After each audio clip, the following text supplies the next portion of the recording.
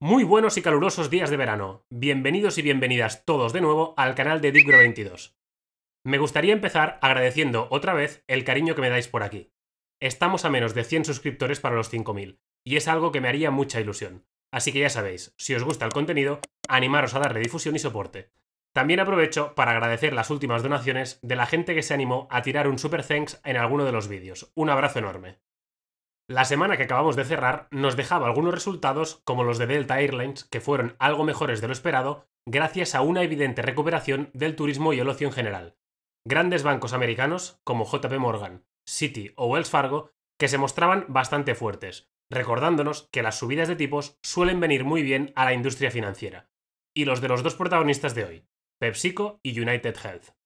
Pregunté en Twitter cuál de las dos preferíais y salieron las dos prácticamente igual de votadas. Así que voy a hacer algo diferente en esta ocasión. Haré las dos juntas a cambio de reducir un poco el contenido. Dejadme en comentarios si os ha parecido bien el formato o no. De todos modos, después de verano, ya recuperaré lo que solía hacer, que ahora ando haciendo otras cosas en mi tiempo libre.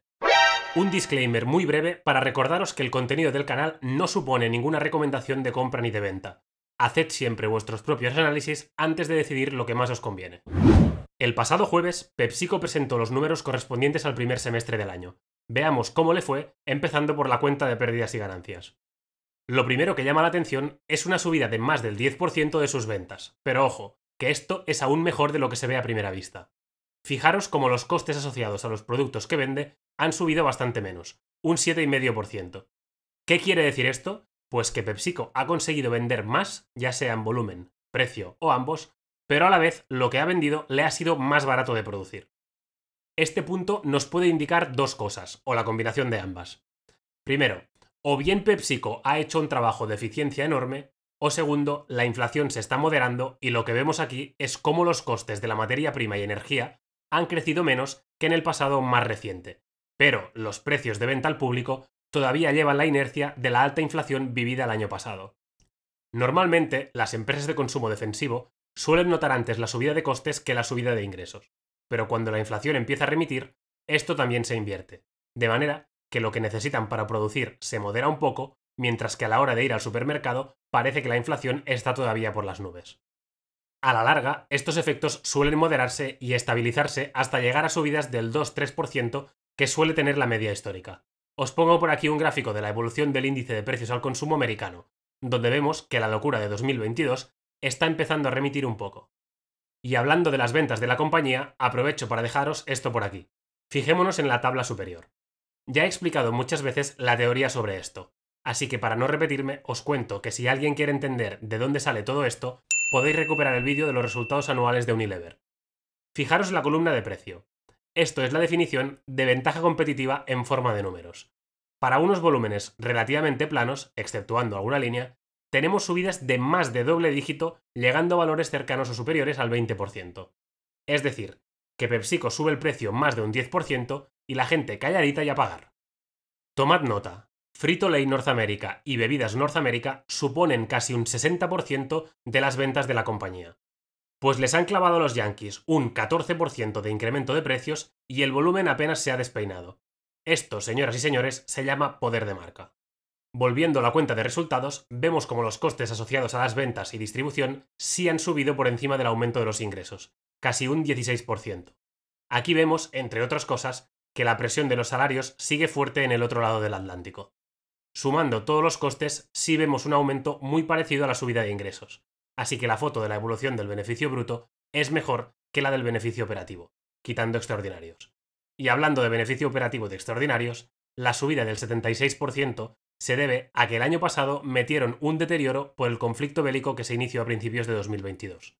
Con todo esto que os cuento, nos sale un beneficio neto y un BPA que no tiene sentido comparar, así que ahora vamos a buscar el ajustado. El número de acciones en circulación se ha reducido un 0,36% durante los últimos 12 meses. Como os decía, el beneficio por acción ajustado refleja mejor la comparativa 2022-2023. Fijaros cómo el año pasado se perdía en 79 centavos de dólar por el impairment que os acabo de comentar. Con todos los ajustes tenemos un BPA de 2,09 dólares, que representa una subida de algo más del 12% tomando los 1,86 dólares del año pasado. Los flujos nos dejan una imagen muy limpia de cómo ha ido el primer semestre, con un cash flow operativo un 7,3% superior al del año pasado. Fijaros cómo aquí ya no afectan estos extraordinarios y cómo los cambios en el working capital son similares en ambos periodos, lo que facilita bastante la comparativa. Los cambios en el circulante todavía tienen que estabilizarse un poco y esta foto creo que podría mejorar algo cuando esto ocurra. En cuanto a inversión, no hay mucho que comentar, así que pongo la foto de los cash flows de financiación simplemente para comprobar que ha tomado algo más de deuda y ver el importe de los dividendos y las recompras para poder calcular el payout. Resumiendo todo un poco, lo que yo veo es una gran empresa, estable y con alta capacidad de trasladar los costes al consumidor, además de unas cifras que nos apuntan a cierta relajación en lo que a subidas de costes se refiere, al menos de los que no están relacionados con los salarios. Veamos rápidamente la sostenibilidad del dividendo y un posible precio objetivo. El payout sobre beneficio contable de estos primeros 6 meses ha sido del 71%, que si bien para una empresa de estas características es algo completamente sostenible, nos recuerda que aquí es difícil esperar crecimientos muy grandes de las distribuciones. Si lo miramos en términos de flujo de caja y tomando los últimos 12 meses, nos vamos a un payout por encima del 100%, y es que el CAPEX se ha intensificado mucho en los últimos 3 o 4 ejercicios, pasando de unos gastos de capital de 3 billions en 2017 a más de 5 en 2022. Pensad que la compañía ha estado invirtiendo fuerte con Celsius como punta de lanza de esas inversiones. Moderando esta partida, el payout sobre flujo de caja se iría a valores sobre el 80 o 85% o quizá un poco menos si las nuevas inversiones dan sus frutos. Así pues, y como resumen de este punto, el dividendo de Pepsi es seguro y algo muy raro tendría que ocurrir para que lo recortara. Pero, eso sí, aquí es difícil esperar grandes subidas, así que el punto de entrada será importante para quien tenga ciertos mínimos de rentabilidad por dividendo exigidos. A precios actuales, la compañía renta un 2,7%, siendo su media de los últimos 5 años de un 2,85% aproximadamente. Creo que sería justo exigir un 3% mínimo, pero veámoslo con el múltiplo. A precios actuales, y con un beneficio de 2023 sobre los $7,5, la tendríamos sobre 25 veces, que sinceramente creo que es demasiado exigente para el crecimiento esperado. Quizá las nuevas inversiones vayan a potenciar algo este crecimiento, pero aun siendo algo más generosos con el BPA futuro, nos quedamos con poco margen de seguridad. Ojo, que Pepsi puede subir sin parar desde precios actuales, pero yo exijo que me salgan los números antes de comprar o ampliar. La media de valoración de los últimos 5 años se ha situado sobre las 24 veces, pero me parece algo un poco irreal considerando el escenario de pandemia y todo lo que vino después. En un entorno más normalizado, este tipo de compañías deberían relajar bastante el múltiplo. Más aún considerando que su carácter defensivo ahora compite con renta fija con unas rentabilidades mucho mejores que las del pasado más reciente. Así pues, yo creo que buscaría algo más cercano a los 150 o $160 por acción. Sé que está lejos, pero yo ya tengo la posición construida y ahora mismo veo opciones con una TIR potencial mucho mayor. Finalmente, os dejo el crecimiento anual compuesto del dividendo a 3, 5 y 10 años, así como desde el 2005, que es cuando empecé a crear la base de datos que tengo. Fijaros cómo el crecimiento se ha ido desacelerando, y es que la pasta no miente, y los dividendos, más pronto que tarde, acaban por converger a la tendencia del beneficio o, mejor dicho, del flujo de caja de una empresa. Cambiemos ahora radicalmente de sector para ir a ver qué ha hecho United Health, la única empresa de seguros de salud que llevo en cartera. Antes de empezar, dejadme deciros una cosa para los que tengáis intención de entrar en esta joya.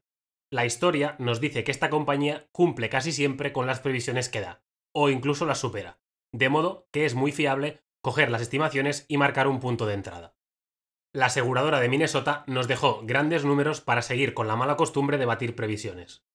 Para que tengáis un punto de referencia del que partir, os cuento que grabé un vídeo comentando los resultados anuales de 2022. Os dejo el link por aquí y os cuento que en ese vídeo también tenéis el link al análisis de la compañía que subí a Twitter hace algunos años, por si necesitáis entender bien los sectores en los que está metida. Épicas noticias con un crecimiento de los ingresos de casi el 16%, aunque bien es cierto que los costes suben más o menos en la misma proporción. De todos modos, cerramos el trimestre con un beneficio operativo un 13% superior, que después de pasar por intereses, impuestos e ir a medias con otros socios, nos deja a los accionistas un beneficio neto un 8% superior al de 2022, que escala hasta el 9% si lo miramos en términos de BBA por el efecto de las recompras, y es que el número de acciones en circulación se ha reducido algo más del 1% en el último año. Debéis saber que United Health suele remunerar a sus accionistas con recompras superiores al importe del dividendo, de modo que la reducción de papel es algo que siempre hay que tener en cuenta aquí. La compañía también nos cuenta que el beneficio por acción ajustado ha sido un 10% superior al del año anterior. Lo que vemos aquí es lo de siempre y que no por repetir se aburre. Una tendencia de fondo impecable, con crecimientos de beneficio de doble dígito que nos recuerdan lo bien engrasada que está esta máquina. Hay empresas que cumplen a la perfección lo de comprar y mantener hasta la muerte, y esta es una de ellas. Va tan fina que da hasta rabia. En fin, a nivel de flujos de caja nos muestran que los cambios en el circulante han añadido una cantidad ingente de efectivo durante los primeros 6 meses del año. Por la naturaleza de la compañía, con la gestión del Medicare y Medicaid, es normal ver grandes vaivenes en esta línea de los flujos. Voy a hacer un paréntesis para comentar algo que hizo caer la cotización hace unas semanas. Durante la pandemia, muchas operaciones no vitales se pospusieron, con lo que las aseguradoras ahorraron muchos costes relacionados con esto. Ahora que la normalidad está totalmente reinstaurada, los CEOs de varias compañías de salud comentan que puede haber un incremento de costes médicos por todo esto, de modo que cabe esperar una ligera caída de la rentabilidad de estas empresas, hecho que ha impactado negativamente en el precio durante las últimas semanas. Atentos, muy atentos en esto. Fijaros lo que os decía, 5 billones destinados a recompras y poco más de 3 a dividendo.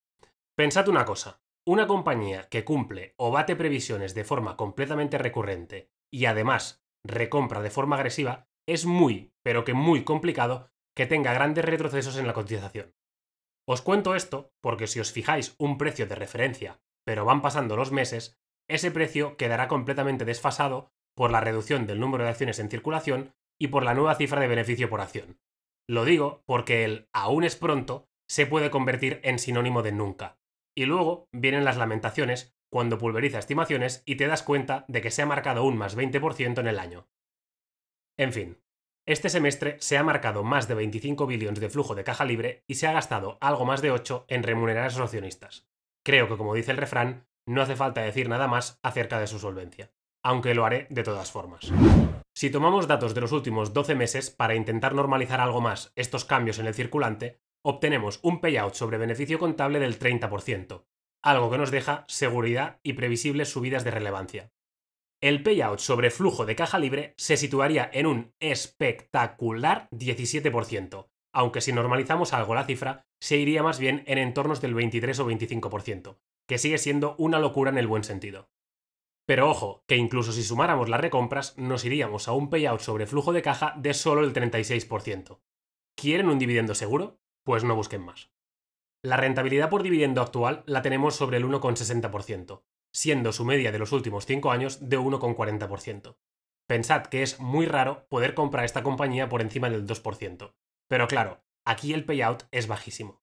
Este 1,60% de rentabilidad por dividendo sería un 3,20 doblando el payout, cosa que podría hacer sin problema. Ahora mismo la compañía cotiza a unas 20 veces de 2023 aproximadamente y tomando un beneficio por acción sobre los $24. Podría ser que incluso fueran más bien 19 veces si estas subidas de costes médicos no llegan a ser tan pronunciadas. Históricamente suele cotizar sobre las 20 veces, de modo que estaríamos más o menos en la media. Os dejo también el crecimiento anual compuesto del dividendo de los mismos periodos de antes. Ya veis que las cifras no tienen nada que ver con las de Pepsi, y es que esto tiene un margen de aumentar payout enorme. Eso sí, fijaros cómo también se ralentiza, producto de su madurez, y es que nada puede crecer a ritmos estratosféricos eternamente. La UNH actual es un monstruo varias veces más grande que la empresa que era hace una década. Sin ser recomendación de compra, creo que a precios actuales ya se podría hacer alguna cosa si es que no se tiene posición y se quiere estar sí o sí. Buscando algo más de margen de seguridad, ya nos iríamos a zonas de $450, que podría alcanzar si realmente los costes suben fuerte. Personalmente, entre Pepsi a 25 veces o United Health a 20 lo tengo claro, pero eso ya depende de cada inversor. Ni son empresas iguales, ni tampoco se pueden comparar a nivel de diversificación geográfica o riesgos regulatorios. Y hasta aquí el vídeo express de hoy. La semana que viene vuelve la locura de nuevo, con decenas de inversores confesándose Mr. Market. Tendremos que estar atentos, ya que la tan anunciada ralentización de beneficios llegará en algún momento, y ahí estaremos para pescar si hay oportunidades. Intentaré cogerme el resto del verano con calma, ya que aparte de gozar de mi tiempo libre, tengo otros proyectos personales que van a requerir de mi energía. De todos modos, estaré siempre por Twitter como de costumbre. Recordad que si os ha gustado el vídeo, me hace mucha ilusión que lo compartáis con otros inversores e inversoras, que dejéis un like y que os suscribáis al canal. Un fuerte abrazo, muy buenas inversiones y mejor verano. Nos vemos pronto.